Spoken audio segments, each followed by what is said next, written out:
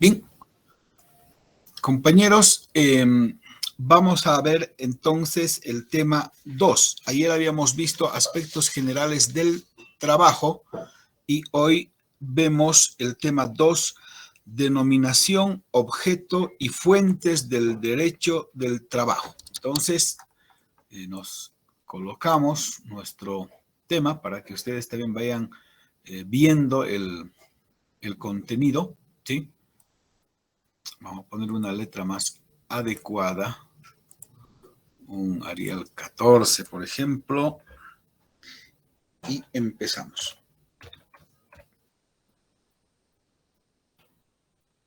Tema 2. Aquí veremos la denominación, cómo se llama nuestra materia o cómo debería llamarse y por qué se llama, cuál es el objeto de estudio de nuestra materia y de dónde se nutre, ¿no? Y fuentes del derecho del trabajo.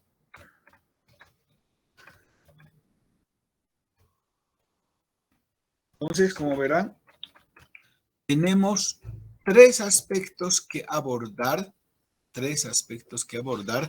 en este tema. El nombre de la materia, qué es lo que estudia nuestra materia y cuáles son las fuentes del derecho del trabajo o de donde se nutre nuestra materia. Conocer la denominación no solo implica un aspecto de forma, sino también un aspecto de fondo, porque una correcta denominación de nuestra materia nos va a permitir conocer el alcance de la misma, ¿sí? Nos va a conocer el alcance de la misma. Entonces, eso es importante y lo resalto simplemente acá como importancia, ¿ya? Una cosa muy pequeña. Entonces, al conocer el nombre correcto de nuestra materia, nosotros vamos a saber cuál es el alcance de la misma, qué estudia, hasta dónde estudia y para qué estudia y por qué se da esta situación. Eso en principio en importancia. En la denominación vamos a ver dos aspectos, el sustantivo y el calificativo. Entonces nos colocamos la denominación y aquí vamos a ver en principio el sustantivo.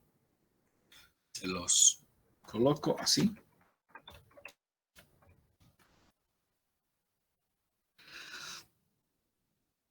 Derecho del trabajo.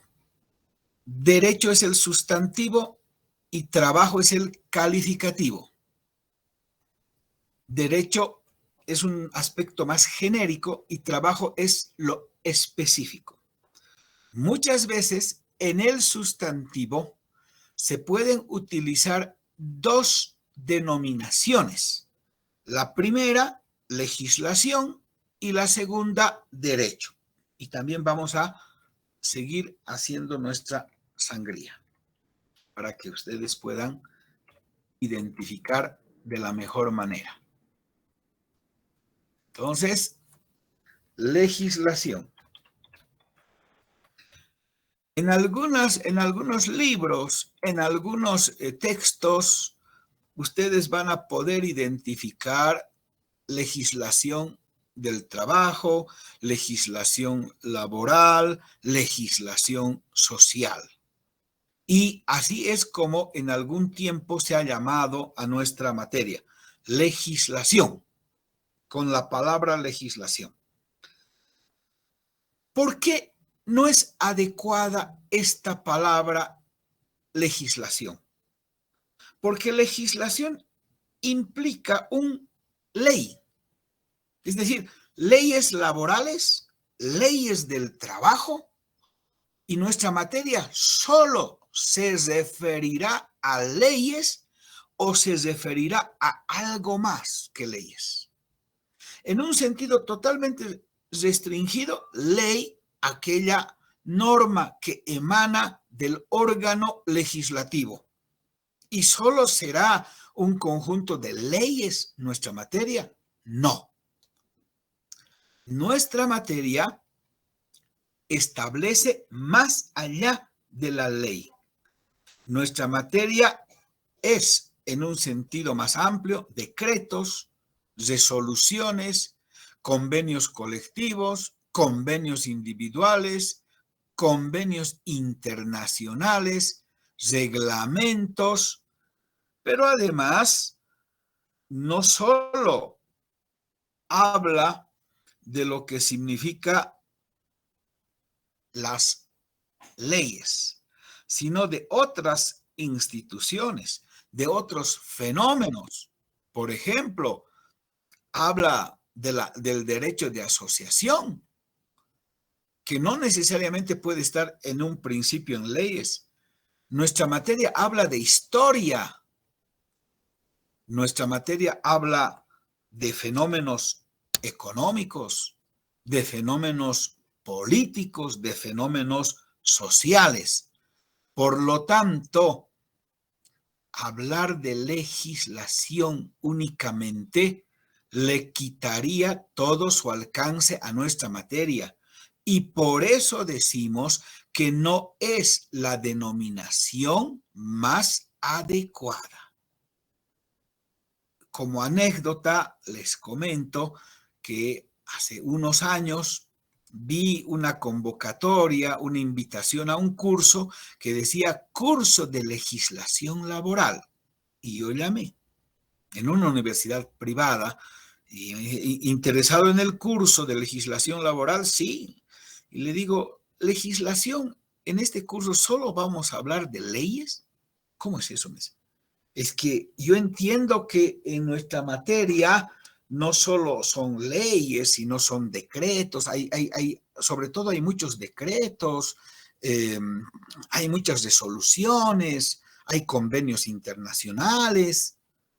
No, vamos a hablar de todo. Pero, ¿y entonces por qué le titulan a este curso legislación si vamos a hablar de más cosas? Ah, no, me dice, es un tema de marketing, es un tema porque está de moda así. No, los nombres son serios, no nos podemos poner hoy un nombre porque está de moda. ¿Se dan cuenta?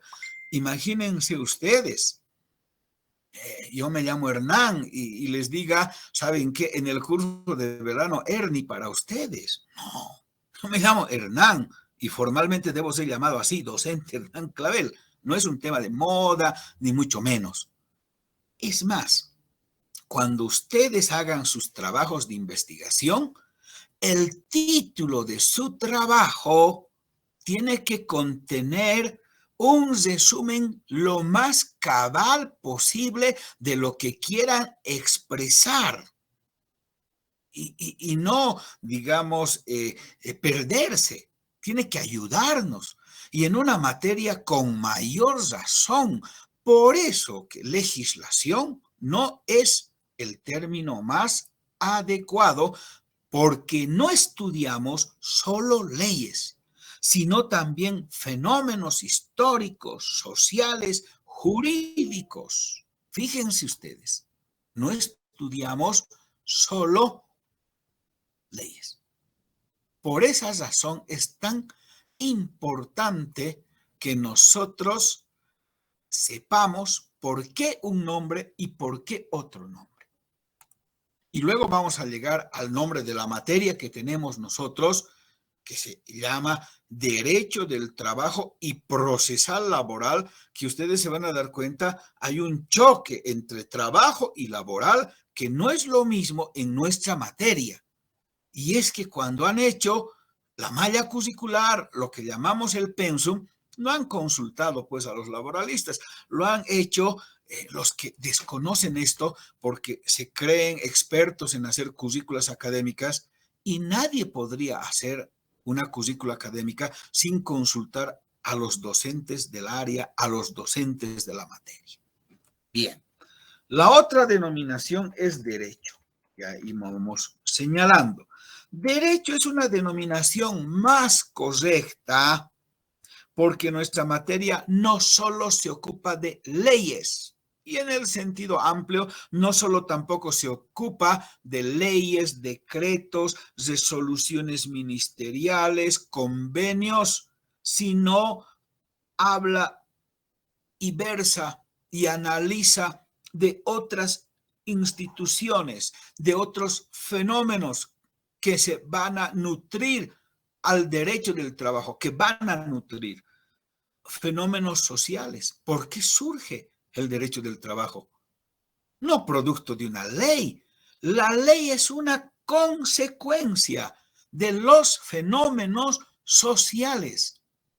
La lucha de clases vamos a ver como uno de los fenómenos que va a dar lugar al derecho del trabajo en su fuente real y en su fuente formal. Eso se va a traducir formalmente, la vamos a conocer, la expresión, el producto, el resultado de la lucha de clases, lo vamos a conocer en una ley, en la Carta Magna, en nuestra Constitución, ¿verdad? Esa es la situación. Entonces, en el sustantivo tenemos dos denominaciones, legislación y derecho. Legislación es solo una ley o un conjunto de leyes, y si vamos más allá, legislación es leyes, decretos, resoluciones, pero nuestra materia va más allá de leyes, decretos, resoluciones, convenios, laudos, sino va a analizar otras instituciones y otros fenómenos económicos, sociales, políticos. Por lo tanto, la denominación más correcta en el sustantivo es derecho. Y nosotros debemos saber por qué tu materia se llama derecho tributario. Porque estudia los tributos, ¿no ve? ¿Por qué se llama derecho del trabajo? Porque estudia el trabajo en todas sus formas. ¿Y por qué no es legislación tributaria?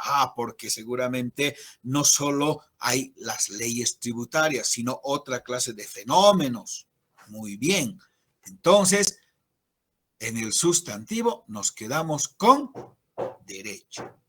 Ahora vayamos al calificativo. ¿Cómo calificamos a ese derecho? Hay varios. Y para eso podemos recurrir a la historia. Imagínense, ya estamos hablando de derecho y no de legislación. A la historia. ¿Cómo le vamos a calificar? ¿Cuál es la calificación más adecuada? ¿Será trabajo? ¿Será laboral? Porque ustedes cuando llevan la materia dicen, nos toca trabajo, ¿sí? Nos toca laboral. ¿No? ¿Estás llevando laboral? ¿Con quién estás llevando laboral? ¿Y será correcto decir laboral? ¿Será correcto decir trabajo? Y habían otras denominaciones a lo largo de la historia.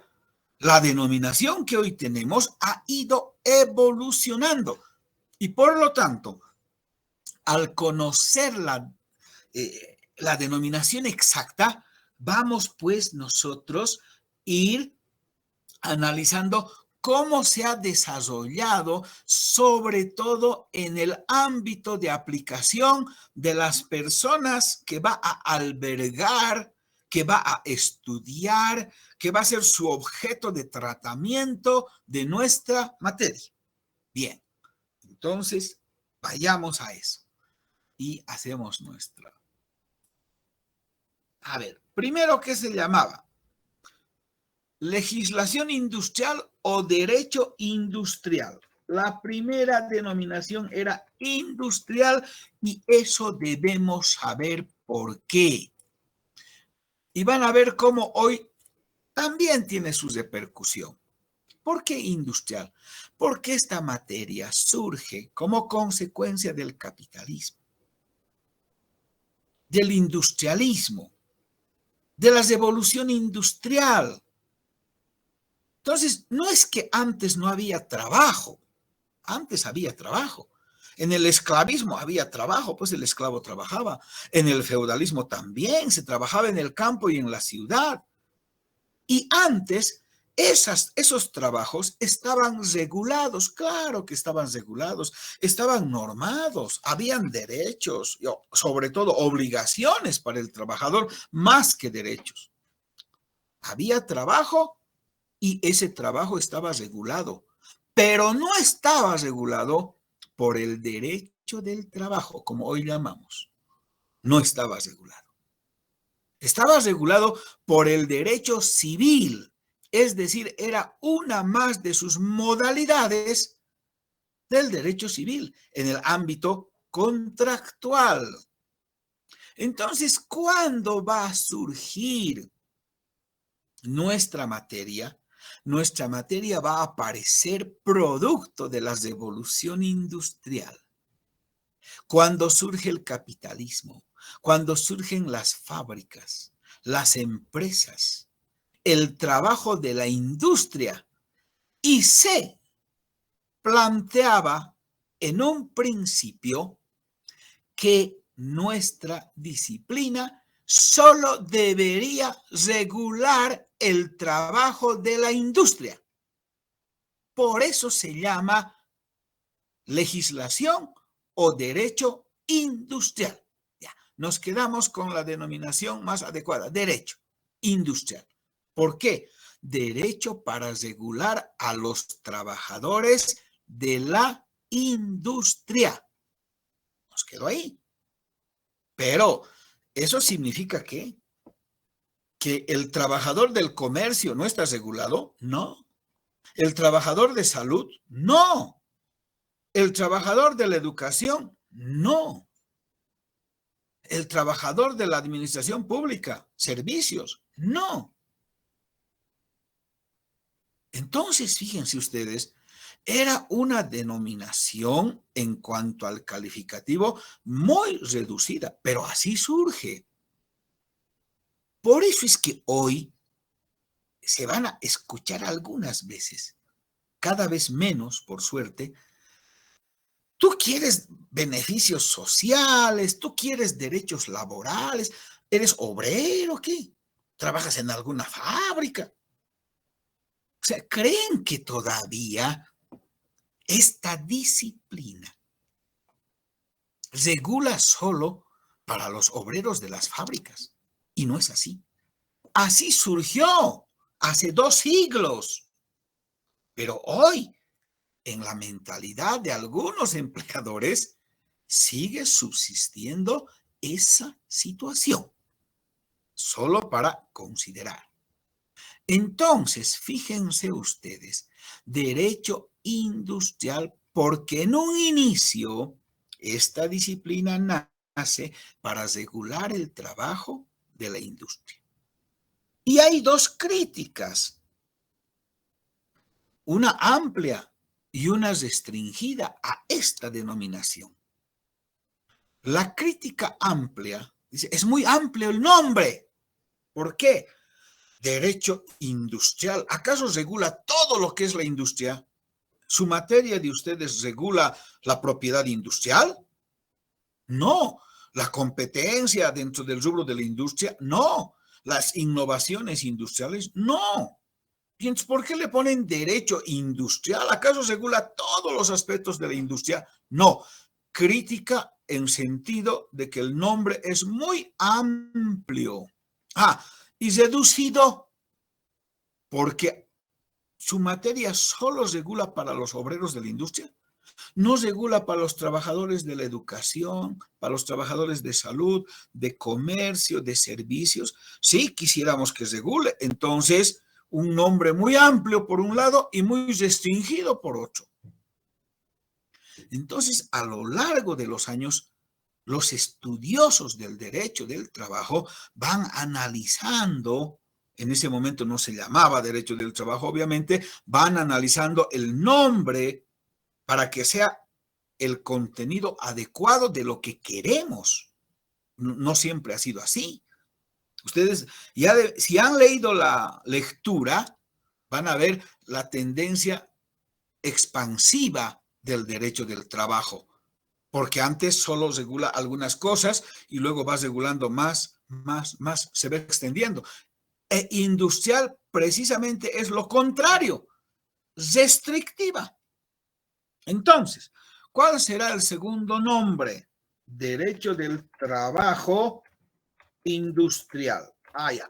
No se va a llamar derecho industrial, trabajo de la industria, para regular el trabajo de la industria. Muy bien, sigue siendo restrictivo. ¿Por qué? Porque su nombre solo abarcaría, en cuanto al contenido de la materia, al trabajador de la industria. Y nosotros creemos que hay otros trabajadores que también puede albergar nuestra materia. Lo que les decía, educación, salud, servicios y otras actividades, como hoy, por ejemplo, los teletrabajadores. Bueno, entonces hay la crítica de que es muy restrictivo el nombre. Sigue avanzando. Derecho obrero, otra de las denominaciones. Yo estoy resumiendo, ¿no? Es mucho más amplio esto. Pero a ver, imagínense, otra de las denominaciones, derecho obrero. ¿Por qué? Porque regula a los obreros. Sí, pero solo a los obreros. Ayer hablábamos de obreros y empleados. Entonces, y no a los empleados. A ver, ¿quién me dice a quién le decíamos obrero y a quién le decíamos empleado? A ver, ¿alguien que se acuerde de la clase de ayer? Adelante, compañera Natalia. Doctor, yo recuerdo que le decíamos obrero a aquel trabajador que más que todo desemplea un trabajo físico, y en cambio al trabajador es como que más un trabajo que desarrolla una actividad más, que desarrolla más su inteligencia. Intelectual, al empleado, ¿verdad? Sí, sí, muy bien, Natalia. Lorenzo, ¿qué dice? Lo mismo, doctor, justamente el obrero es aquella persona que aplica su energía física, mientras que el empleado aplicaría su energía mental o psicológica, la cual debe ir enfocada en ello. Incluso no existe una gran diferencia de que los obreros reciben su aguinaldo si es que ha trabajado dentro de los 30 días. Y si no, el empleado tiene que, al contrario, el empleado tiene que tener 90 días de haber sido trabajador dentro de, no sé, el contrato que tenga, donde esté trabajando, pero tiene que tener 90 días al menos de haber trabajado. Está muy bien. El obrero es el que desarrolla una actividad predominantemente física. No es que no piensa, pero es donde predomina más lo físico que lo intelectual. Y el empleado no es que no hace una actividad física, sino es predominantemente intelectual. Bien. Y está bien sus aportes, se ve que están recordando lo que hemos llevado, pero además que esto está en la ley boliviana, la diferencia entre obrero y empleado, ¿verdad? Pero por lo menos la ley boliviana dice a obreros y empleados. La denominación esta era solo para los obreros. Entonces decían, esta denominación tampoco es la correcta. ¿Por qué? ¿Y qué pasa con los empleados? Además, decir derecho obrero es como decir derecho de una clase. Solo de una clase, de la clase obrera. ¿Es el derecho solo de los obreros? ¿Acaso no regula la situación de los empleadores? No de los empleados, de los empleadores también. ¿Acaso esta materia no habla de los derechos del empleador? ¿Qué derechos tiene el empleador? Esta materia habla. El derecho de apropiarse del trabajo del obrero, pagando un salario, claro. El derecho de organizar la actividad económica o productiva. ¿Quién organiza? El empleador. ¿Quién dirige? El empleador. ¿Quién establece la facultad disciplinaria y sanciona cuando el trabajador se atrasa? El empleador. Entonces, esta materia no solo habla de los derechos del obrero, sino también habla de los derechos y de las obligaciones del empleador. Por lo tanto, la denominación es incorrecta, pero se ha ido hablando en ese sentido. Muy bien. Derecho nuevo. Un nombre muy interesante, ¿no? Derecho nuevo. ¿Por qué? Porque hay derechos que han aparecido en la antigüedad, y aquí estamos hablando en el industrialismo, en la etapa moderna. No estamos hablando en la antigüedad, en el esclavismo romano, en el feudalismo. El derecho civil ya había en el derecho romano, corpus juris civile, ¿verdad? El derecho penal también, el derecho de familia y hasta el derecho internacional con sus bases en el jus gentium, el derecho de los extranjeros. Entonces, esos son derechos que han surgido pues mucho antes de lo que es hoy lo que llamamos derecho del trabajo. El derecho del trabajo es propio del siglo XX. Vania Catherine Molina ha abandonado la reunión. Esperemos que se una. Nos anotamos, ¿sí? Doctor, me volví a unir solamente Ya, mi muy bien. señal se dejó. Eso me van a hacer recuerdo porque me voy acordando para efectos de la asistencia. Gracias, Vania. Está bien, doctor. Entonces, fíjense ustedes. Estamos viendo que esta materia es nueva. Ya. Nuevo, ¿por qué? Por dos cosas.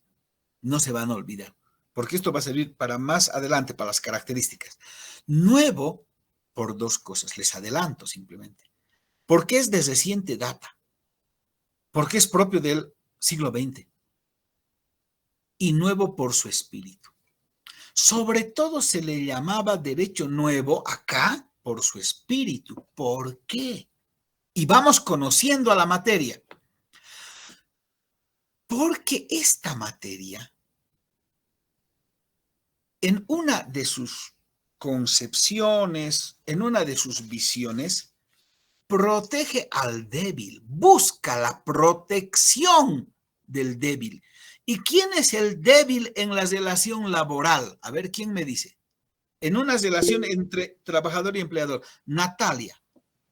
El trabajador, doctor. El trabajador. Mayra Alejandra, ¿qué dice? ¿Por qué sería el débil? ¿Y débil frente a quién? El trabajador, doctor, es más débil frente al empleador porque el trabajador supuestamente es aquel que ofrece su mano de obra para subsistir, para alcanzar sus medios. En cambio, el empleador es el que le da un salario a este trabajador o le da dinero a cambio de esa fuerza de trabajo. Entonces, el más débil económicamente también sería el trabajador. Gracias, compañera. Yuri, Gabriel, adelante. Buen día, doctor. El trabajador es el más débil también por la situación de subordinación en la que se encuentra frente al empleador. ¿Podría ser?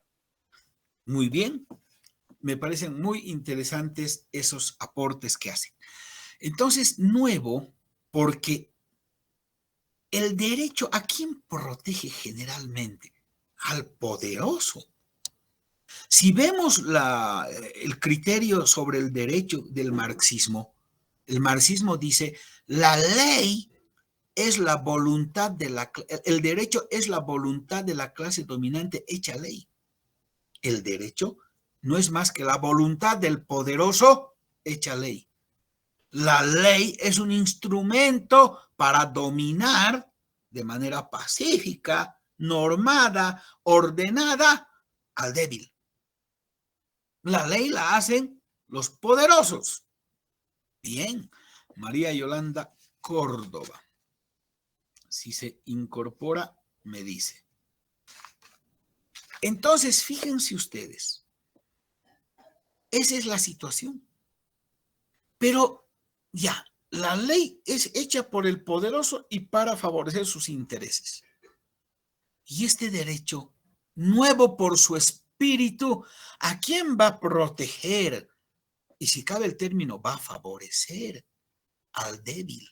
Ah, por eso había sido nuevo, porque es una novedad. Es una novedad. Estamos protegiendo al débil. ¿Por qué le estamos protegiendo al débil? Porque ustedes se van a dar cuenta, antes del derecho del trabajo, no había una jornada máxima. Se podía trabajar 12, 14, 16 horas. No había un salario mínimo. ¿Qué regía para fijar el salario? La ley de la oferta y la demanda. No había seguridad social. Si el trabajador se enfermaba, pues no iba a trabajar, no le pagaban. Hoy no. Si un trabajador se enferma, tiene baja médica. Es decir, la relación laboral se interrumpe, pero con pago de salario. Fíjense ustedes. Entonces, nuevo por el sentido protector que se da al débil. Bueno, esa era una denominación, pero fíjense ustedes, esa denominación nos está ayudando a entender qué es el derecho del trabajo. Poco a poco nos está ayudando a comprender por qué surge, cuáles son las razones del derecho del trabajo. Bien, pero nuevo ¿hasta cuándo?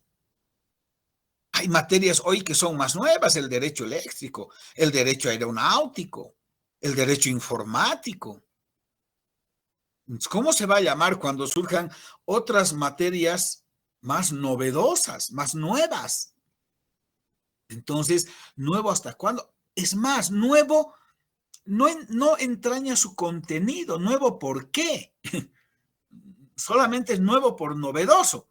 Entonces, está bien para identificar que es una materia interesante, novedosa, pero no entraña, no conlleva, no satisface el contenido de nuestra materia. Bien. Entonces, vamos a desechar nuevo, aunque es interesante para ir conociendo por qué surgió el derecho del trabajo. Otra denominación, social. ¿Por qué social? Para anteponerse a lo individual. Con el surgimiento de el capitalismo, la Revolución Francesa y lo que se llama el individualismo, pues se establece que el hombre es un ser que tiene que conducirse conforme a los derechos que se les reconoce, pero que no debería asociarse, sobre todo en el mundo laboral. Hay evidencias de esto, como la ley de Chapelier o el edicto de Turgot, que dicen es prohibido que los trabajadores se asocien, dizque para defender intereses comunes. Cuando esta materia lo que hace es proteger a la sociedad. Por eso el nombre de derecho social, en contraposición a lo individual, que puede traducirse en algunos derechos importantísimos en el ámbito individual, como el derecho al nombre, el derecho a la intimidad, la dignidad de las personas, la propiedad, etcétera. Pero no, este derecho tiene otra connotación social, contrario a lo individual, al individualismo. ¿Por qué? Porque al proteger al trabajador, se protege a su familia, porque busca que el trabajador tenga medios de subsistencia para él y su familia. Y al proteger a su familia, se protege a la sociedad.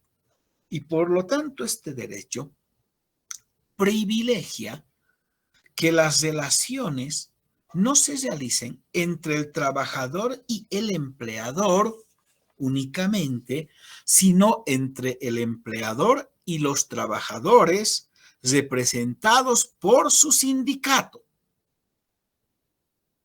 Relaciones colectivas, relaciones más sociales que individuales. El derecho es social porque regula la sociedad, pero esto significaba para diferenciar entre lo estrictamente individual con lo que tiene un contenido más social. Por ejemplo, buscamos para el trabajador vivienda de interés social, seguridad social, asistencia social. Entonces, por eso decían que se llame derecho social. Bueno, pero social son muchas cosas. Muy amplio para la denominación. Esta es una denominación muy amplia. Social es muy grande. Entonces, también acá van a establecer que no corresponda la denominación de derecho social. Y aquí más bien va a surgir la división del derecho que hace Ulpiano. Ulpiano, un jurisconsulto romano que ustedes han debido llevar, derecho romano, todo sirve acá, divide para facilitar el estudio al derecho en derecho público y derecho privado, ¿verdad? Derecho público y derecho privado. Una dicotomía. ¿Quién me dice, a ver, qué es el derecho público y qué es el derecho privado en sus palabras?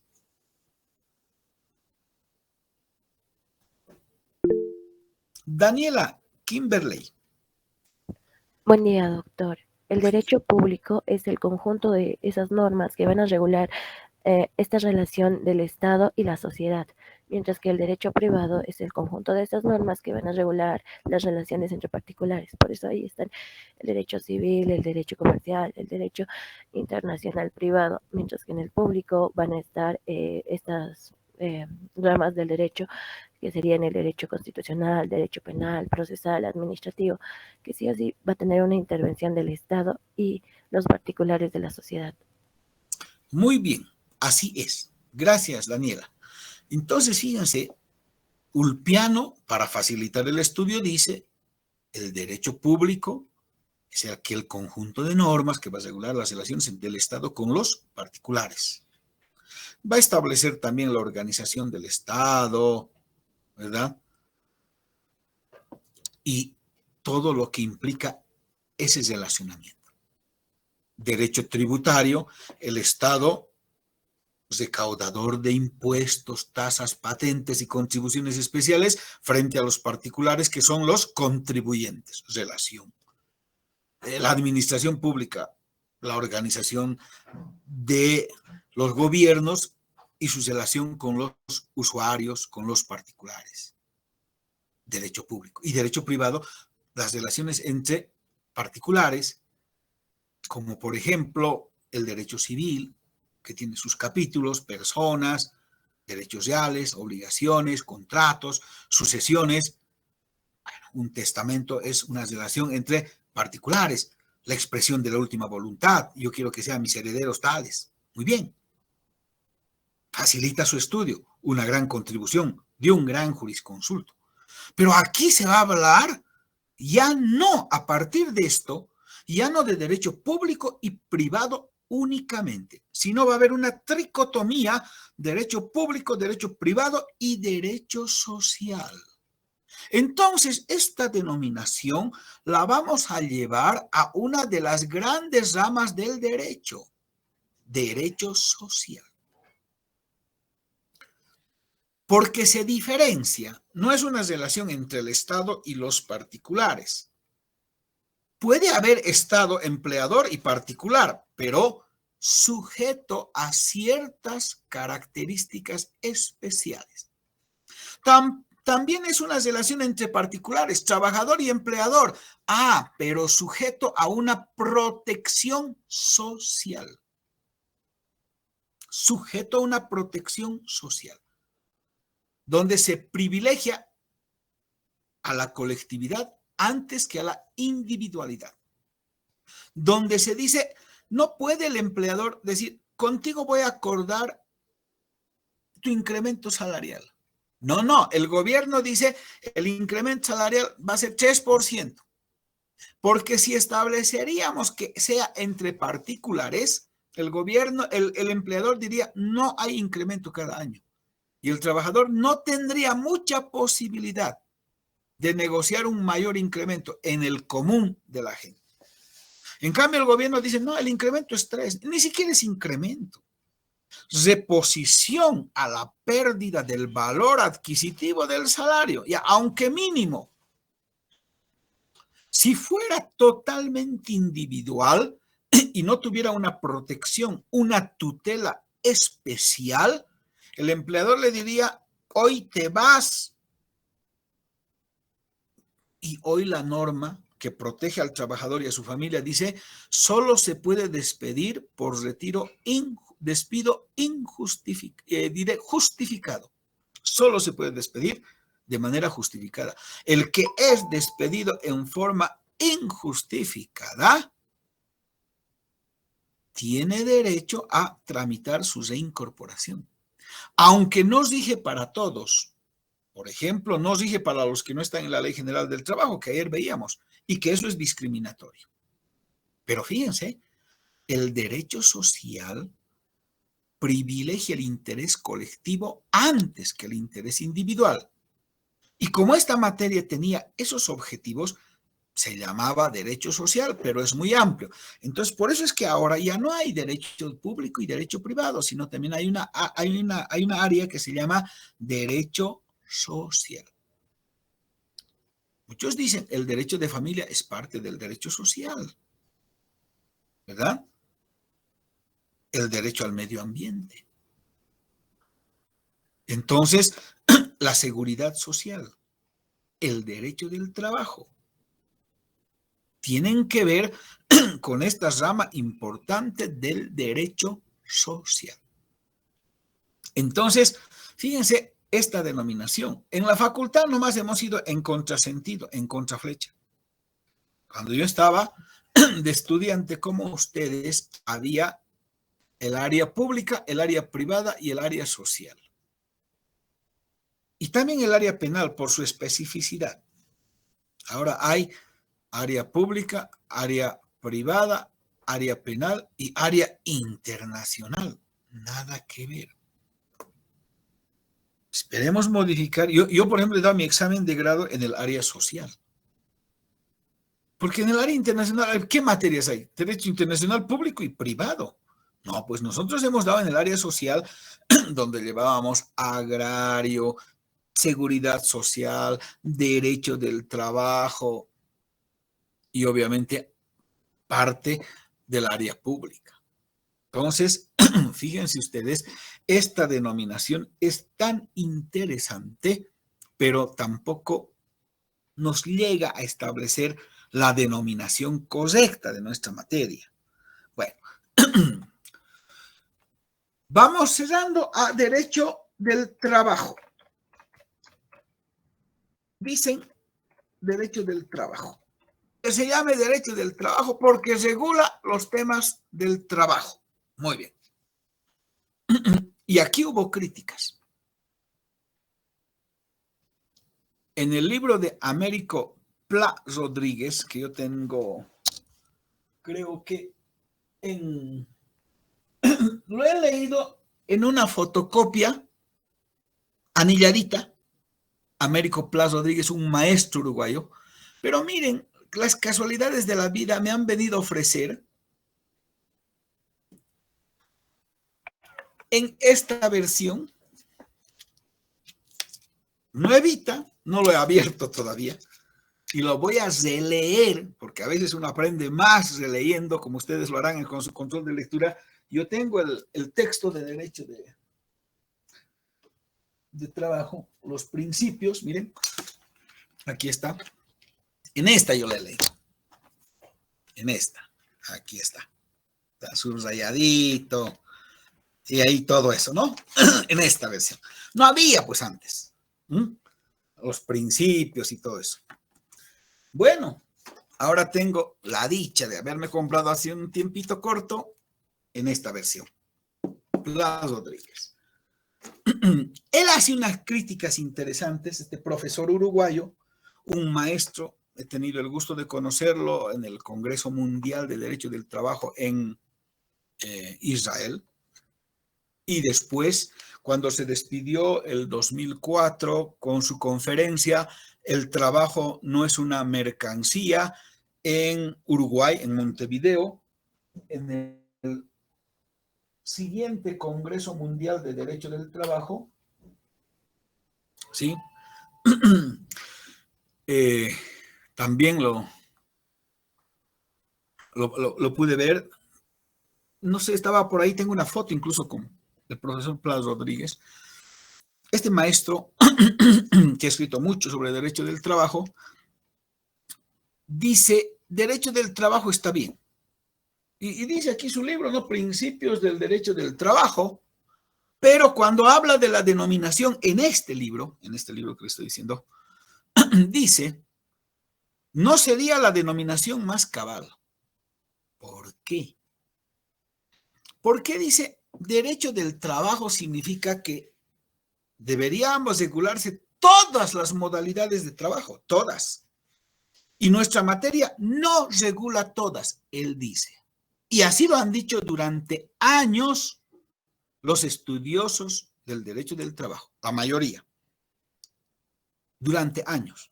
Solo regula el trabajo subordinado y dependiente. Es decir, la relación obrero-patronal, lo que llamamos. La relación trabajador-empleador. Por lo tanto, el término trabajo es muy amplio, según Plas Rodríguez, maestro, es muy amplio. ¿Por qué? Porque no regula todas las modalidades de trabajo. Y por lo tanto, no debería corresponder. Se llama hoy la OIT, Organización Internacional del Trabajo, el libro dice Derecho del Trabajo y todo eso. Muy bien. Y por lo tanto, él dice no debe llamarse porque no regula todo el trabajo, sino una sola modalidad, la modalidad del trabajo subordinado y dependiente. Y propone que se llame derecho laboral. ¿Por qué? Porque laboral es un neologismo, una palabra nueva, que engloba más al trabajo subordinado, al laburo. Voy a ir al laburo, como dicen los argentinos, los uruguayos. Laburantes, dicen, o laborantes, los que trabajan en relación de dependencia. Entonces, el término más exacto sugiere, propone Plas Rodríguez y dice derecho laboral para englobar a esta modalidad de trabajo, que estudia nuestra materia, que es el trabajo subordinado y dependiente. Y plantea así. Pero hoy, dicen, se utiliza indistintamente trabajo y laboral. Bien. Todo evoluciona. Y yo vuelvo a trabajo. ¿Por qué? Porque yo considero, desde mi punto de vista, me adhiero a lo que, por ejemplo, propuso en sus años este profesor mexicano, Mario de la Cueva, derecho de la actividad. Él dice, nuestra materia no debía llamarse ni siquiera derecho del trabajo, derecho de la actividad, porque regula todo, debería regular, estudiar a todas las personas que trabajan, que realizan una actividad. Entonces, estaríamos entrando nuevamente a derecho del trabajo, porque el objeto de estudio de nuestra materia no solo debería ser, y yo digo no solo debe ser, el trabajo subordinado y dependiente, que es una de las modalidades importantes, sino todas las formas de trabajo. Y si decimos todas las formas de trabajo, entonces nos salimos del neologismo y establecemos que sea derecho del trabajo. ¿Por qué? Porque nuestra disciplina estudia todas las formas de trabajo y al estudiar ve sus problemas y al ver sus problemas propone soluciones a todas las formas de trabajo, incluido el trabajador por cuenta propia, incluido el trabajador independiente. Y se debería dictar normas dentro del ámbito protectivo y salir del derecho civil con relación a trabajadores que merecen una protección. Les pongo un ejemplo. Los albañiles independientes, esos que están en la calle Yungas, esos hermanos que están en la 21 de Calacoto, o a veces en el monumento a Humboldt, y que ofertan su mano de obra. Y uno les dice, anda, házmelo una pinturita. Muy bien. Va el trabajador, el albañil, el pintor, y dice, mano de obra comprada, mano de obra vendida. ¿Qué es obra vendida? Que el trabajador pone el material y cobra por todo, por su mano de obra y por el material. Y mano de obra vendida, solo compras la mano de obra y el que te contrata te da la pintura, te da el estuco, te da hasta la brochita. Muy bien. Perfecto. Mano de obra comprada, no obra vendida. Muy bien. Hace la pintura. Hace su trabajo, lija la pared, va a poner estuco, espera que seque, seca y luego pinta. Hace su trabajo. Quedan en 2.000 bolivianos. Muy bien. Y le va pagando 500, 500 y le adeuda 500. Termina y le dice,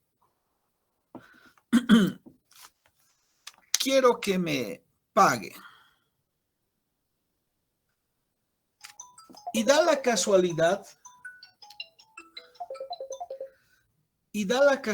de que llueve como estos días y resulta, espérenme un segundito. Hola, estoy en clases, por favor, me llama a partir del mediodía, gracias.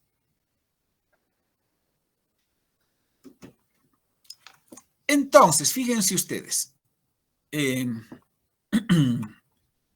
Ahora sí, vamos a retomar y ¿dónde está? ¿No se ve la presentación? No, doctor. No, doctor. Ahora sí se ve, ¿no ve? Ya. Entonces, resulta de que en estas circunstancias llueve y producto de un fenómeno externo se humedece su pared y la pintura salta. Díganme, ¿de quién es la culpa? ¿Del albañil, del pintor o del propietario de la construcción? ¿Qué dicen?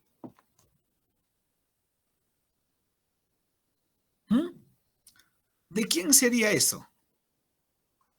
Culpa. ¿Me están escuchando, compañeros? Sí, doctor. Yo creo que del propietario por no prevenir debería taparlo con un nylon o algo así para prevenir la lluvia. O es un factor ajeno que la propiedad está mal, digamos, ¿no?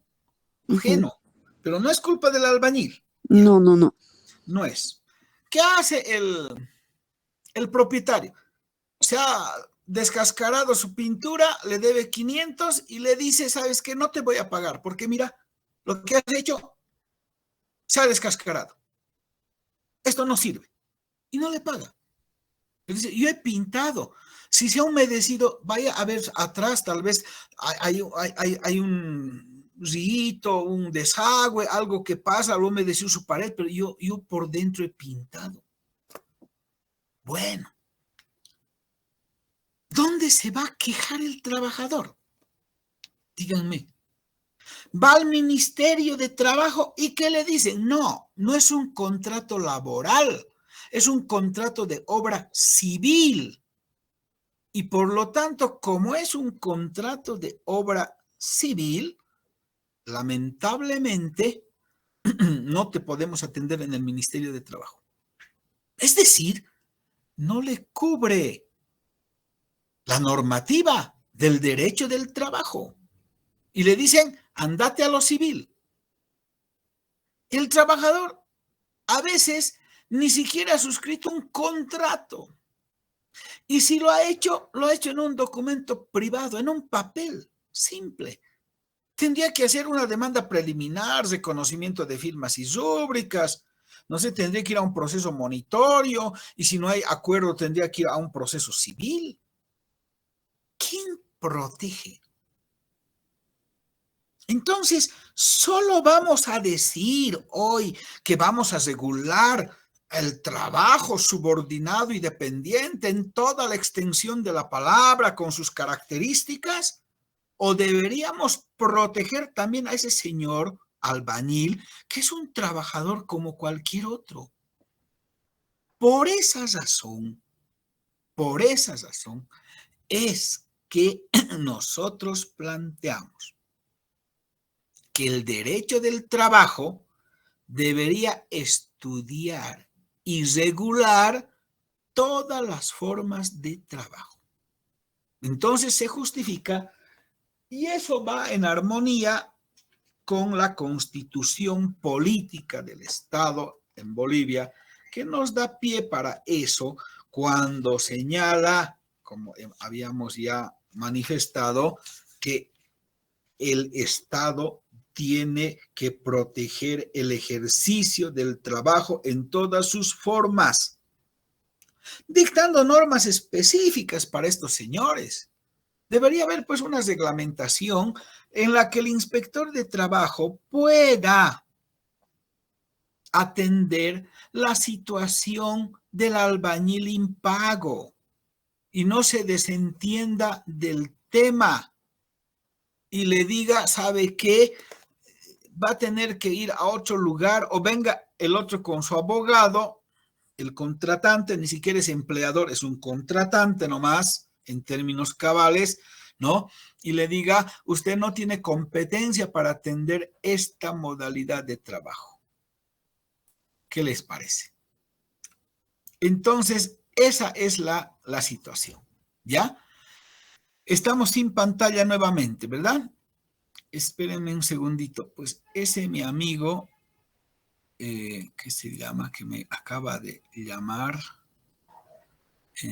lo único que ha hecho es perjudicarnos. Espérenme un segundo.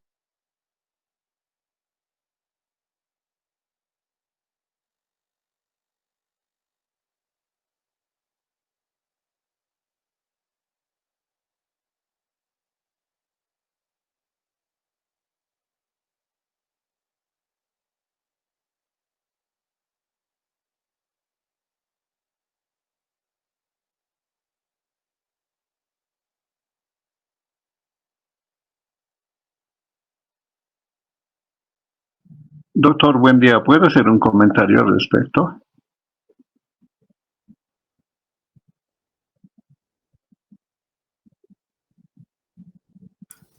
Ahora sí, adelante, Freddy.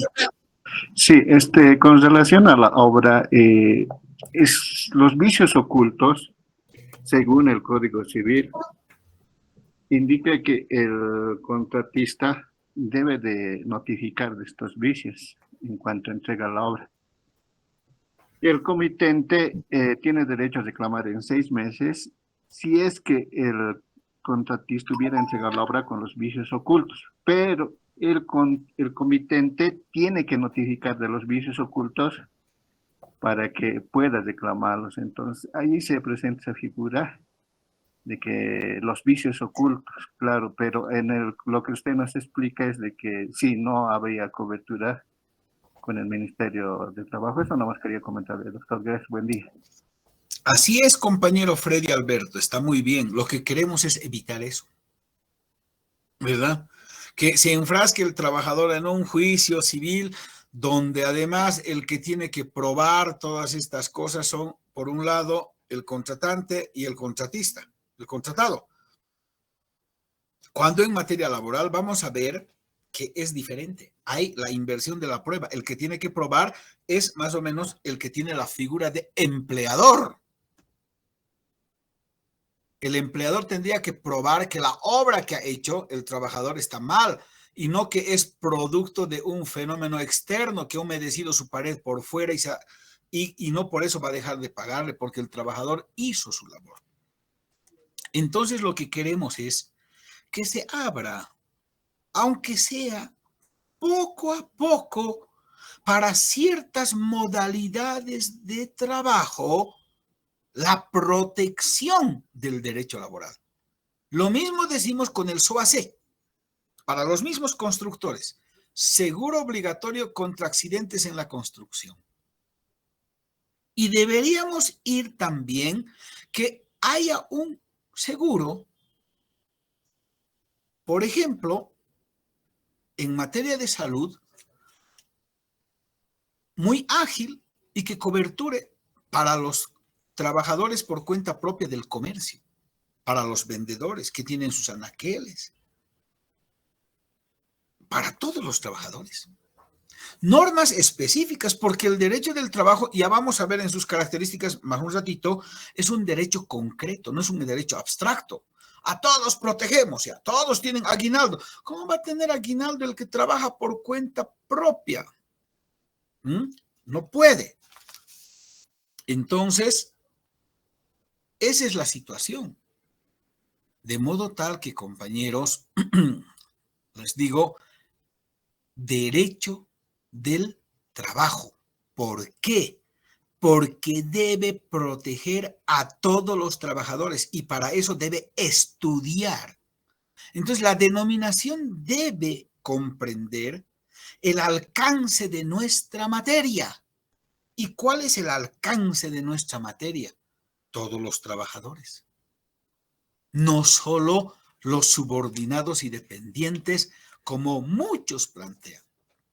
Yo hice una tarea hace un tiempo en el curso normal con los alumnos y les dije, a ver, busquen libros de derecho del trabajo y mándenme la captura donde el objeto del derecho del trabajo es estudiar solamente el trabajo subordinado y dependiente.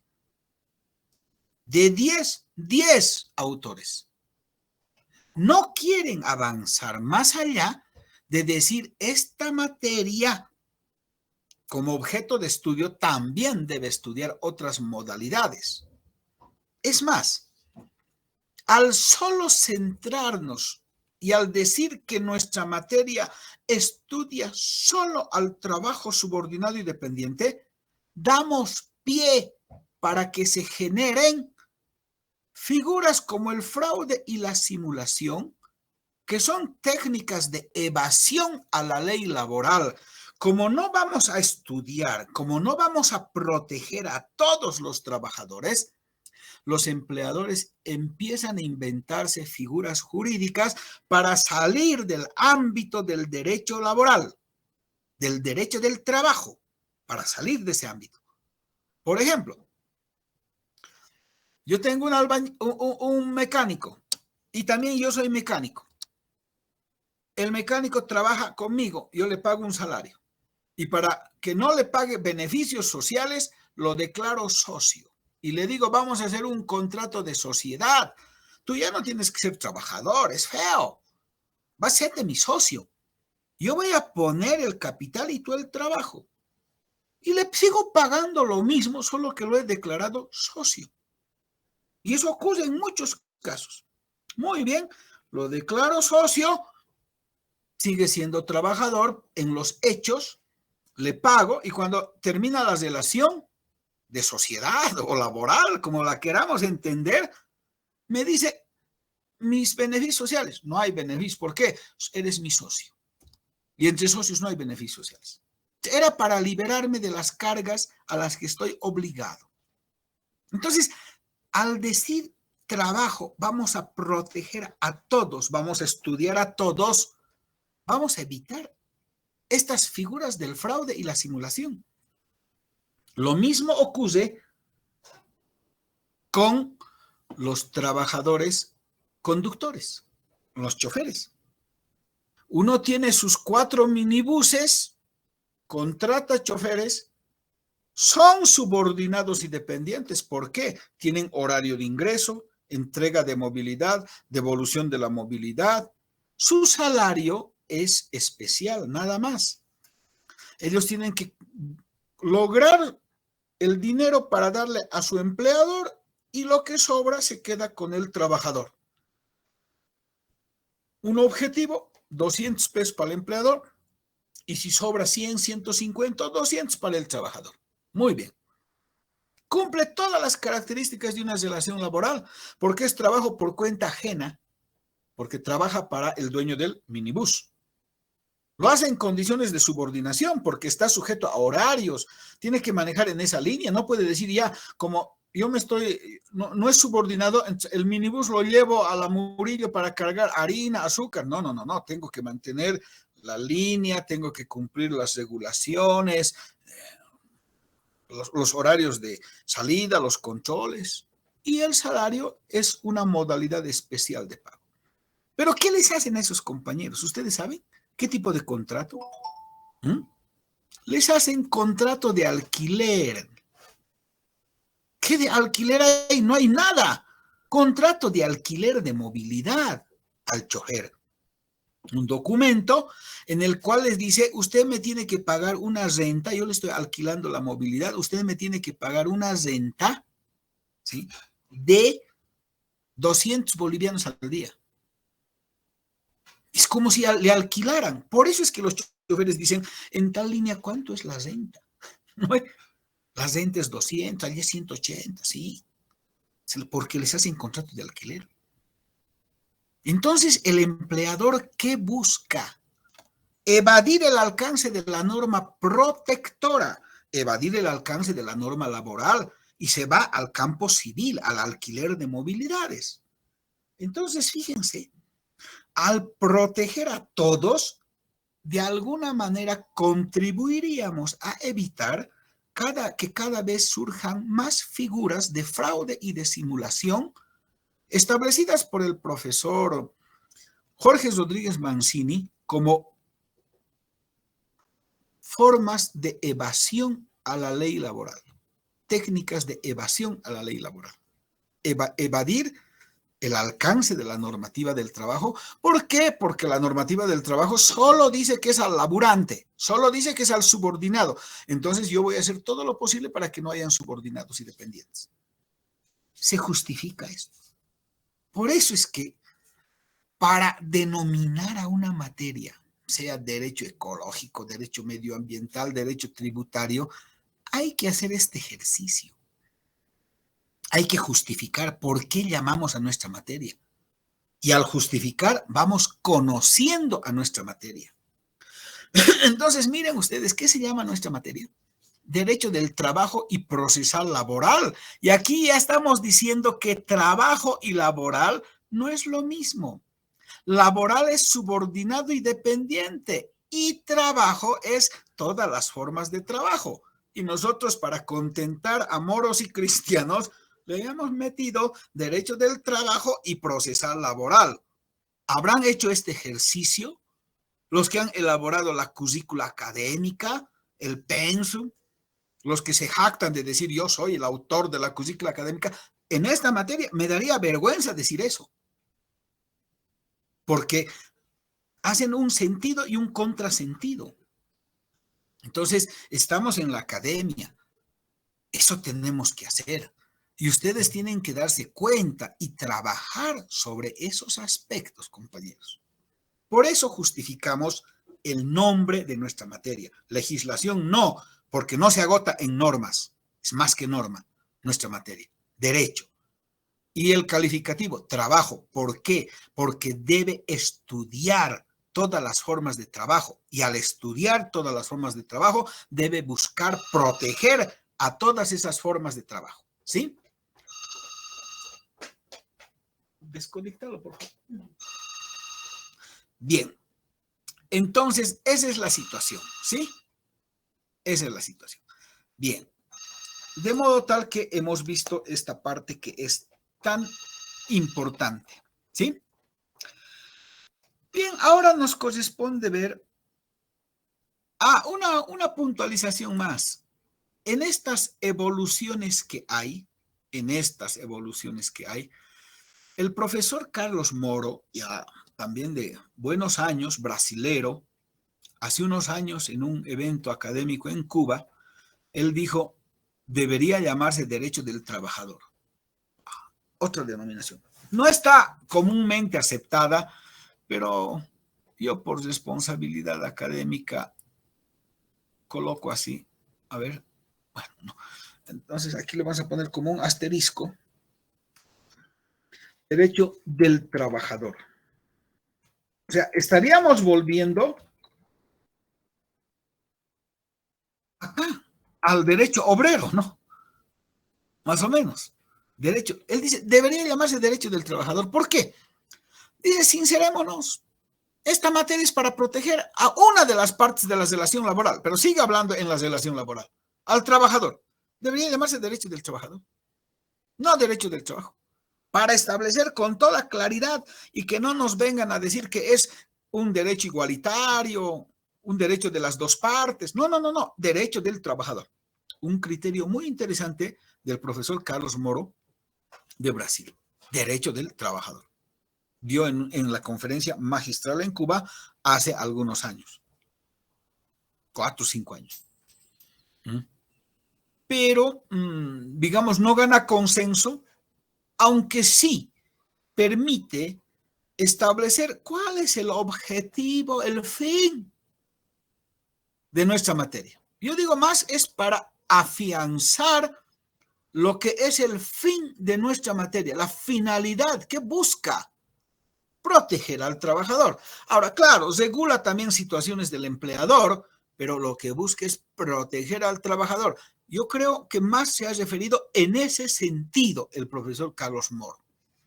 Pero una novísima denominación, ¿verdad? ¿Qué les parece? Muy interesante. Bien. Fíjense ustedes, no es tan así nomás decir que se llame así la materia, ¿no? Pónganle el nombre que quieran, así. No, eso está bien para el fútbol, ¿no? Qué sé yo, a Messi le han puesto extraterrestre ayer, ¿no? Esperen que juegue con Francia el domingo o con Marruecos y por ahí cambia la figura, ¿no? Pero bueno, así es la cosa, ¿no? No es pónganle el nombre que quieran. En la academia, pónganle el nombre más correcto y adecuado, el que ustedes sostengan. Justifiquen, nada más. Yo no les puedo decir, ustedes me van a llamar sí o sí derecho del trabajo. No, si ustedes justifican laboral, adelante. Si ustedes justifican obrero, adelante, pero justifiquen y digan por qué. Y si podemos cambiar a otra denominación, también. De eso se trata. Solamente de justificar y hablar con propiedad, con base, con criterio, ¿no? Así sea emergente, no hay problema, ¿ya? Bien. Entonces hemos visto la importancia, la denominación. Ahora veremos el objeto de estudio. ¿Qué estudia nuestra materia? Y es más facilito, ¿verdad?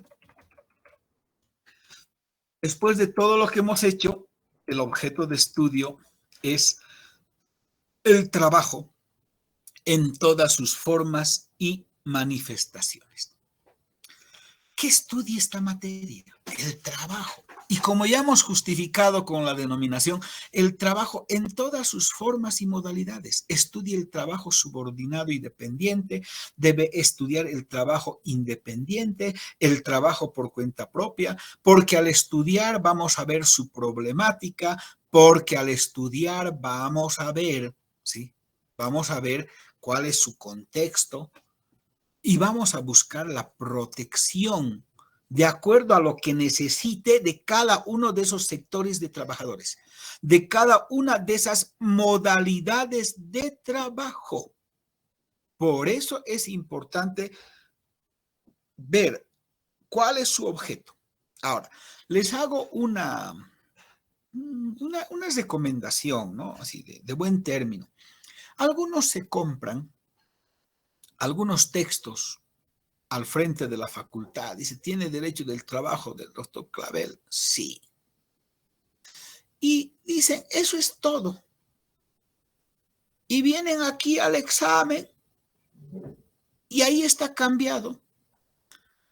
Porque ese texto debe ser de hace unos 10 años.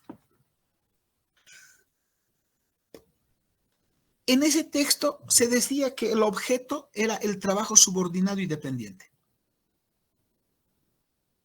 Obviamente, compañeros, el pensamiento tiene que evolucionar. No podemos quedarnos a repetir. Antes nomás veíamos al profesor que traía sus apuntes amarillentos, porque estaba repitiendo lo que hace 20 años ya había dicho. No, hoy cambia. Y obviamente el docente cambia, tiene que evolucionar porque estudia. Cada vez que lee más se da cuenta. Además hay otros fenómenos, hay otras necesidades emergentes en materia laboral. Entonces, yo no les niego que hace más de 10 años hayamos dicho que el objeto de estudio del derecho del trabajo era el trabajo subordinado y dependiente, pero hoy es todas las modalidades en el criterio del docente. Y cuando van al examen les digo, a ver, ¿qué hemos dicho en clases? ¿Cuál es el objeto de estudio? El trabajo subordinado y dependiente. ¡No! Todas las modalidades. Doctor, es el subordinado y dependiente. Yo tengo sus apuntes, he tomado los apuntes. A ver, muéstreme. Y me muestran esa fotocopia que además yo no he autorizado que se haga. Y ponen indebidamente mi nombre. Ilegalmente. Pero ya no me voy a estar peleando con esas gentes. Ilegalmente. ¿No? Apuntes hechos por los ciudadanos tales del doctor Clavel. Y a todos lo toman que es mío. Es más, mi amigo general Gonzalo Suárez Celum, que murió, me dijo un día, había estado estudiando en una universidad privada, salió abogado, buena gente. Me dijo, Hernán, te felicito, tu texto es brillante. ¿Cómo? Tu texto es brillante de derecho del trabajo. Yo no he escrito ese texto. No, pero es libro oficial en nuestra universidad, tu libro. No, son apuntes que los chicos habían hecho. No, pues no es así. No, mira, yo no sé nada, no me acuses de nada, pero así está. Tendremos algunas cosas buenas de los apuntes que han sacado, pero no es todo, compañeros. Les digo, no hay el cálculo del dominical, no hay muchas cosas. Y da la casualidad de que cuando yo hago las preguntas, justo lo que no hay en el libro pregunto. Así que a tener cuidado con esos apuntes. Puede servir por ahí, pero con mucho beneficio de inventario, ¿no? Tampoco les digo no compren, porque creo que incluso esto vendía fotocopias Coquito, y el Coquito pues ha sido mi compañero de curso en la universidad. No ha tenido la suerte de salir, pero se ha dedicado a hacer textos, vender y demás cosas. Entonces, tampoco voy a quitarle su fuente de trabajo, aunque no es ni recomendado, ni auspiciado por mí, ni garantizado. Eso como una puntualización necesaria para que no digan, doctor, ni siquiera nos ha dicho, había habido un texto que no es su texto y nos ha ido muy mal, ¿ya? Solo como aclaración. Bien, entonces nos queda eso, ¿no? Siguen abandonando algunos la reunión, ¿no? Olga Nieves, por ejemplo. Bueno, entonces, esa es la circunstancia. El objeto de estudio del derecho del trabajo, ¿qué es?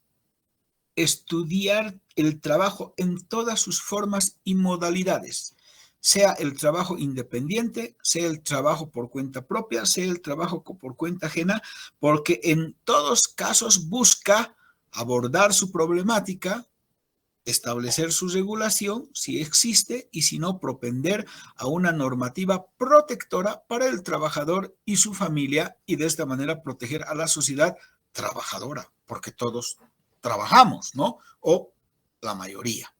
Bien. Ahora, ¿cómo vamos a encarar ese objeto de estudio? Mediante un método, ¿verdad? ¿Cuál es el método de estudio? ¿Qué método de estudio vamos a aplicar para conocer mejor a nuestro objeto? Ya sabemos, nuestro objeto es el trabajo en todas sus modalidades. ¿Cómo conozco a mi objeto?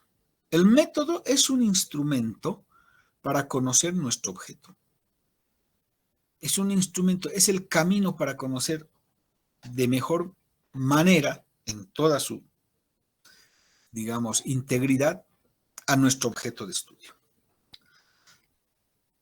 No hay un método específico para conocer al derecho del trabajo, sino es multimetodológico. ¿Por qué? Porque dependiendo qué aspecto de nuestro objeto de estudio estemos estudiando, vamos a utilizar uno u otro método. Si es un tema histórico, pues utilizaremos el método histórico. Si es un análisis de las normas, utilizaremos el método jurídico, ¿verdad? Si es un tema,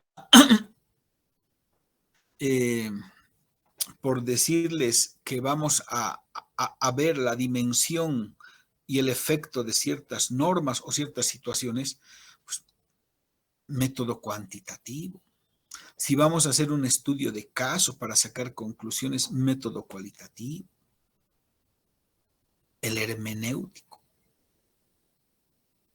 Entonces, para conocer mejor nuestro objeto de estudio, vamos a utilizar los métodos que sean necesarios según el tipo de investigación, el nivel de investigación que hagamos. Podemos utilizar el método comparativo. Por ejemplo, ¿cuánto es el salario en Bolivia? En dólares traducido, el mínimo, tanto. ¿Cuánto es en la Argentina? ¿Cuánto es en Perú? ¿Cuánto es en Ecuador? Muy bien. ¿Y cuánto es frente a Estados Unidos? ¿Qué estamos haciendo? Método comparativo. Entonces, en la comparación decimos esto es tanto. Tenemos un panorama. Pero ¿y si vamos a hacer un análisis? Y vamos a decir, en Bolivia el mínimo no es el referente más exacto del salario, porque mucha gente gana este mínimo y mucha gente gana menos que el mínimo. En otros países, el mínimo respetan. Y el mínimo es para menor cantidad de personas. De la población económicamente activa en la Argentina, por decirles, el mínimo representa el 15% de las personas. En Bolivia representa el 40% de la población económicamente activa, salarialmente hablando. Y tenemos un 30% de personas que ganan menos que el mínimo. Entonces ya no es un método comparativo, es un método analítico comparativo. De análisis, de comparación y de análisis. Entonces podemos avanzar. Ahora incluso hay el método cuantitativo. cuantitativo. Porque utiliza lo cualitativo y lo cuantitativo. Hay el método inductivo, hay el método deductivo. Entonces, cuando hablemos de método, nosotros decimos, para conocer mejor a nuestra materia, a nuestro objeto de estudio de la materia, vamos a utilizar el método que más se adecue al tipo de investigación que vamos a hacer. No hay un método específico. Alguna vez el profesor Isaac Sandoval dijo el método histórico-jurídico. ¿Por qué? Porque la historia de los trabajadores es la historia de la lucha de los trabajadores es la lucha por derechos laborales que se traducen en normas. Entonces, lo histórico y jurídico nos lleva a comprender de la mejor manera el derecho del trabajo. Pero no solo es eso. Va más allá, ¿no? Gran maestro, el profesor Isaac. Falleció también hace unos años, creo que 2 nomás. Pero ya no. Avanzamos más. Hoy estamos por la interdisciplinariedad, hoy estamos por lo multimetodológico y por lo tanto no podemos cerrarnos a un solo método o a un par de métodos, ¿ya? Entonces, eso es lo que podemos resaltar con relación al método de estudio. Los fines. ¿Qué persigue el derecho del trabajo? ¿Qué busca? Se dice que son 2 fines, el fin inmediato y el fin mediato. Entonces vamos a colocar acá el fin inmediato y el fin mediato. Entonces aquí en lo inmediato, lo que persigue nuestra disciplina es la protección del trabajador. Ese es. ¿Qué busca? ¿Qué persigue? La proteger al trabajador por cuenta propia. Esa es su razón de ser. Ese es el motivo de su existencia de nuestra disciplina. Y eso es lo que tienen que ustedes comprender. ¿No? No puede haber abogado en derecho del trabajo que diga, yo enseño cómo engañar al trabajador, cómo no pagar beneficios sociales. Y van a haber muchos anuncios. ¿No ve? Cómo salir airoso de una relación colectiva sin aumentar el salario, sin atender las pretensiones del empleador, cómo despedir sin tener problemas. Eso no es derecho del trabajo. Esas son técnicas para desgraciar la vida de los trabajadores, que no tiene nada que ver con nuestra disciplina. Nuestra disciplina busca proteger al trabajador. Ha sido creada así. Sus principios dicen así. Que los otros quieran enseñar de otra forma es tema de ellos, pero eso no es derecho del trabajo. Ellos deberían decir escuela de técnicas de evasión de la ley laboral. ¿No ve? Escuelas de técnicas de evasión de la ley laboral. Nada más. Bien. En lo inmediato nos queda claro que es proteger. ¿Y para qué? Para que en lo inmediato busquemos un orden social más justo. Busquemos la justicia social. ¿Sí? Es decir, que se dé a los trabajadores y a su familia las condiciones mínimas de subsistencia, en condiciones dignas, en condiciones satisfactorias, como dice nuestra Constitución Política del Estado. La Constitución dice, es derecho del trabajo, toda persona tiene derecho al trabajo. ¿En qué condiciones? Con seguridad, con salud, sin discriminación, con remuneración justa, equitativa, satisfactoria, que le asegure al trabajador y su familia una existencia digna. ¿Sí? Entonces, fíjense ustedes, esa es la situación. Bien. De modo tal que estamos dentro de los fines. Vayamos a ver las fuentes. Fuentes del derecho del trabajo. A ver, ¿quién me dice qué significa fuentes o fuente en materia jurídica? Daniela, adelante.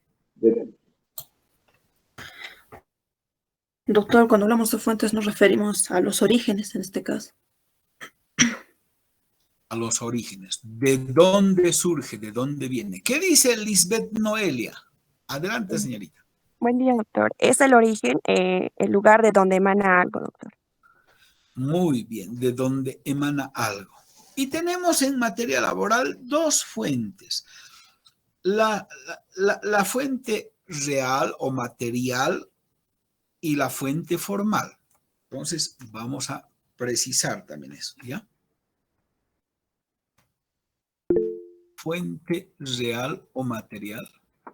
Fuentes reales. Y la fuente formal. Y aquí desglosamos.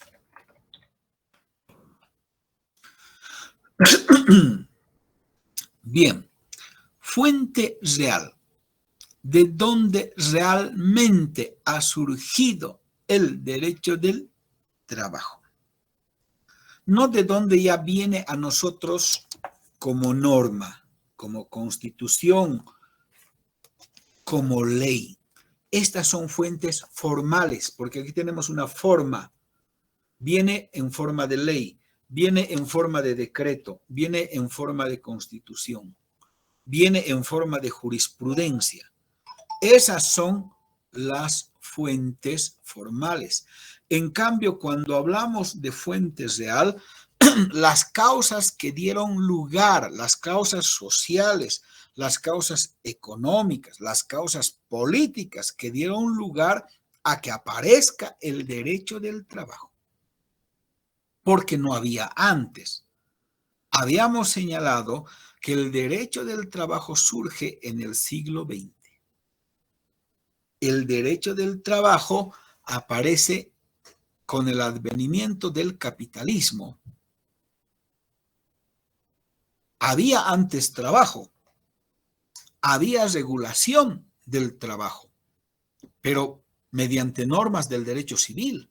Ya vamos a ver más adelante, en la esclavitud, en la Edad Media, y en lo que llama Rodríguez Mancini, en la sociedad industrial, va a surgir, después de un tiempo, el derecho del trabajo. Por lo tanto, antes del surgimiento del derecho del trabajo, se van a dar condiciones en cuanto a las relaciones sociales de producción entre los trabajadores, el naciente proletariado, por eso es trabajo industrial al principio, el proletariado que va a emerger en las fábricas, va a surgir en las fábricas. Entonces, ahí tenemos que va a haber una contraparte que son los burgueses, los dueños de las empresas, y en esa relación entre obreros y burgueses van a haber condiciones de trabajo reguladas por el derecho civil. Y el derecho civil habla de la libertad de contratar, basado en los principios de la Revolución Francesa: libertad, igualdad y fraternidad. Todos somos iguales ante la ley, pero somos iguales ante la ley, pero desiguales en los hechos. Porque el dueño de la empresa tiene el poder económico y el trabajador solamente tiene su fuerza de trabajo. El proletario, su fuerza de trabajo. Entonces, no somos iguales económicamente, solo iguales en la apariencia en cuanto a las normas. Bien. Está bien, Marite. Entonces, esa es la situación. Ahora, libertad. Las personas son libres de contratar. Por lo tanto, bajo ese principio, hay la libre contratación. Bajo la modalidad que yo establezca y el libre despido. Hay que sumar a ello de que el promedio de vida de las personas se va a prolongar como consecuencia del avance de la medicina. Se van a establecer vacunas, nuevos medicamentos para la cura de enfermedades, y por lo tanto el hombre ya no va a vivir hasta los 40, sino va a vivir más allá de los 50. Y por lo tanto va a haber mayor mano de obra. Y ahí surge la ley de la oferta y la demanda. A mayor oferta de mano de obra, menor demanda, el salario es más bajo. Por lo tanto, hay que trabajar más si uno quiere lograr los medios de subsistencia. Y ahí tenemos jornadas de trabajo largas, agotadoras, sin seguridad social. Tenemos salarios bajos. Si uno descansa, no gana, no hay vacaciones pagadas. Si uno llega a una edad donde ya no tiene fuerzas y requeriría jubilarse, tampoco le van a dar una renta de jubilación, no existe. No hay un seguro de salud si uno cae en la enfermedad, ni para el trabajador ni para su familia. Y prácticamente el que impone las reglas y las condiciones de trabajo es el empleador, que es el que tiene el poder económico. Eso da lugar a que exista un choque, un conflicto entre los proletarios, que son una clase, y los dueños de los medios de producción, los burgueses, los empresarios. Como consecuencia de esa lucha, en un periodo llamado el capitalismo salvaje, ustedes pueden ver, no es un término que yo me invento, hay escritos sobre el capitalismo salvaje, se va a discutir la necesidad de que se proteja a los trabajadores. El Estado no interviene en las relaciones. Laissez faire, dejar hacer, dejar pasar. El Estado solo tiene que velar porque se cumpla la Constitución, se respete la propiedad privada, el acuerdo entre partes, y por lo tanto, esta situación tan dura contra los trabajadores se va a llamar cuestión social. Hay que hablar de la cuestión social. También pueden buscar ustedes en el internet qué es la cuestión social, a qué se llamó la cuestión social. A este periodo del capitalismo donde se cometían terribles injusticias en contra de la clase trabajadora. Entonces, este choque va a obligar entre clases, esta lucha de clases, va a obligar a que el Estado intervenga en las relaciones laborales. Va a intervenir dictando normas, por ejemplo, que haya un salario mínimo, que haya una jornada máxima. No puede haber jornadas agotadoras. Que si el trabajador se accidenta, pues le cubran con un seguro de salud. Y si queda inválido, con una renta de invalidez.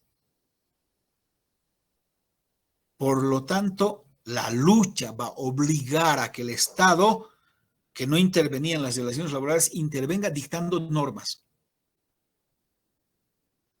velando porque se cumplan además las normas, que hoy lo hacen los ministerios de trabajo. y administrando una justicia laboral especial que no sea de acuerdo a las reglas del derecho civil o del Código Procesal Civil, sino un procedimiento tutelar especial. Por lo tanto, de esa lucha va a surgir, va a nacer el derecho del trabajo. ¿Cuál es la fuente real? ¿Por qué aparece el derecho del trabajo? Como consecuencia de nuevas relaciones sociales de producción llevadas por una de las partes de manera injusta, lo que da lugar a que los trabajadores colectivamente reclamen la tutela del Estado, la protección, y a consecuencia de esto aparezca una disciplina que se encargue de proteger al económicamente débil. Por lo tanto, ¿cuál es la fuente real del derecho del trabajo? La lucha de clases. Eso es lo que queríamos de manera resumida señalarles a ustedes. La lucha de clases es la fuente real, ¿ya? La fuente material, que dicen, la razón por la que ha surgido. Lo otro ya se traduce en fuentes formales. ¿Qué son fuentes formales? Aquellas mediante las cuales conocemos al derecho del trabajo. Ha llegado ya a nosotros en un formato, pero la Constitución no ha llegado con derechos producto de que, bueno, alguna buena gente se le ha ocurrido decir, pondremos en la Constitución que estos changos tengan jornada máxima y salario mínimo. No. Esto ha llegado como consecuencia de una lucha. Entonces, las fuentes formales son aquellas que como consecuencia de una situación real, como es la lucha de clases, se han traducido en normas. Ahora, ¿cuáles son? Eso también nos interesa. No es que ahora, como sabemos las fuentes reales, ya no nos interesan las formales. No.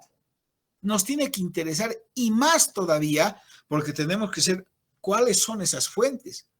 Porque algunos dicen, ¿cuáles son las fuentes del derecho? Y repiten lo que llevamos en derechos humanos, la ley, la costumbre, la jurisprudencia y la doctrina. No, nada que ver con eso. Entonces, las fuentes formales tenemos la Constitución, vayan anotándose, que es la ley fundamental que establece que las normas más importantes en el ámbito laboral están reguladas por nuestra Constitución. Y pues tenemos nosotros, ya si vemos en la nuestra, desde el artículo 46, a tomar en cuenta, hasta el artículo 55. ¿Sí? Aunque yo diría más hasta el 54, porque el 55 habla del sistema cooperativo. No sé por qué le han metido al tema laboral el tema cooperativo. Bueno, pero así son los cooperativistas, ya vamos a estar hablando de ellos, ¿no? La Constitución Política del Estado es una fuente formal. Las normas internacionales de trabajo, lo que se llaman las NITs, normas internacionales de trabajo, que emanan de la OIT, de la Organización Internacional del Trabajo, emanan de la Organización Internacional del Trabajo, ¿sí? Bien, tenemos un organismo, ¿sí? Un organismo llamado OIT, que ha sido creado el año 1919 con motivo del Tratado de Versalles, donde se pone fin a la Primera Guerra Mundial, y en su capítulo 13 se crea la OIT y se dice que no habrá paz en el mundo mientras no haya justicia social, que el trabajo no es una mercancía, que todos los seres humanos, sin distinción alguna, tienen derecho al bienestar material y espiritual, y que todos los estados deben hacer los esfuerzos necesarios para lograr que los trabajadores desarrollen sus labores en condiciones de dignidad y que no hacerlo contribuye al incumplimiento de otros estados. Entonces, la OIT aprueba las normas, convenios, recomendaciones, declaraciones. Ya vamos a estar viendo en el tema específico. Y estos son ratificados por los países. Por ejemplo, los 8 convenios fundamentales que ya vamos a ver han sido ratificados por Bolivia. Y al haber sido ratificados por Bolivia son ley. Por lo tanto, también es fuente del derecho. ¿Sí? Son leyes. Los convenios internacionales y con rango constitucional, por mandato de nuestra Constitución. Entonces, no solo es, ¿sí? No solo es la Constitución política del Estado, no solo son los convenios internacionales o normas internacionales de trabajo emanadas de la OIT. También está la Ley General del Trabajo, pero no solo la Ley General del Trabajo, sino muchas otras leyes. Muchas. Aquí hay el, ¿cómo se llama? El digesto laboral. Ahí está el digesto laboral. En ese digesto laboral hay muchas leyes, pero hay entre normas generales más de 2000 que se han dictado desde 1825 en materia laboral, trabajo que lo ha hecho el profesor Isaac Sandoval Rodríguez con un equipo de profesionales. Yo tengo un compendio de normas laborales que las he extraído, yo no las dicto las normas, pero las he extraído desde el 2006 al 2012 y del 2012 al 2014 el segundo tomo, donde hay varias leyes. Entonces, no solo es la Ley General del Trabajo, sino la ley y otras leyes, para que vayamos conociendo a nuestra materia. Decretos supremos, muchísimos. Resoluciones ministeriales son fuente del derecho del trabajo. Reglamentos, contratos individuales, convenios colectivos, laudos arbitrales, la costumbre, la jurisprudencia. Todo eso constituye fuente del derecho del trabajo. Directas, fuente formal. ¿Por qué es importante saber que todo eso son fuentes? Porque en materia laboral se aplica la norma más favorable sin importar su jerarquía. Por eso es importante. ¿Qué pasa si un decreto dice no se reconoce más bonos que el bono de antigüedad, el bono de frontera, el aguinaldo, el bono de producción y la prima de utilidades? Y yo tengo en un convenio con la empresa el bono vacacional, el bono de asistencia. ¿Cuál aplicamos? ¿El decreto que dice solo 5 bonos o el convenio donde yo tengo 2 bonos más? ¿Qué dicen ustedes? Aplicaría el convenio, doctor, porque es más favorable para el trabajador. Es más favorable. Muy bien. Es más favorable. Perfecto. Por lo tanto, se aplica antes que el decreto el convenio. Entonces, por eso interesa saber cuáles son las fuentes. Yo les digo, pero está en el convenio, ¿eso es fuente? No sé. No, es fuente. Estamos diciendo en este momento, este tema es importantísimo. Las fuentes formales no solo es la Constitución, la ley, los decretos, los convenios internacionales, también son las resoluciones ministeriales, los contratos individuales, los convenios colectivos, los laudos arbitrales, la costumbre, la jurisprudencia.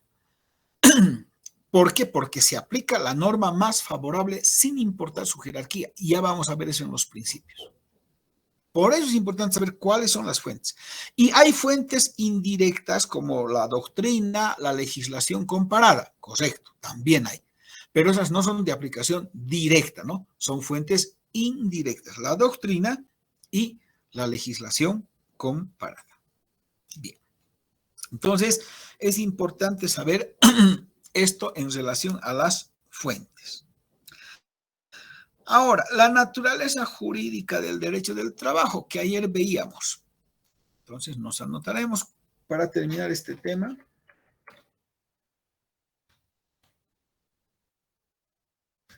La naturaleza jurídica del derecho del trabajo.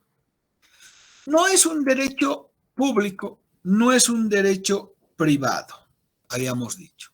Derecho público regula la relación entre el Estado y los particulares. Derecho privado entre particulares. La naturaleza jurídica del derecho del trabajo es que es una rama del derecho social, no pertenece ni al derecho público ni al derecho privado, ya que el trabajo está sujeto a una protección especial. A una protección especial. Puede regular relaciones entre Estado, empleador y trabajadores. Puede regular situaciones entre particulares. Puede establecer la situación de trabajadores independientes, como los de la construcción con el SOAC, trabajadores por cuenta propia, pero todos ellos deben tener una protección social, donde se privilegie antes que lo individual, lo social.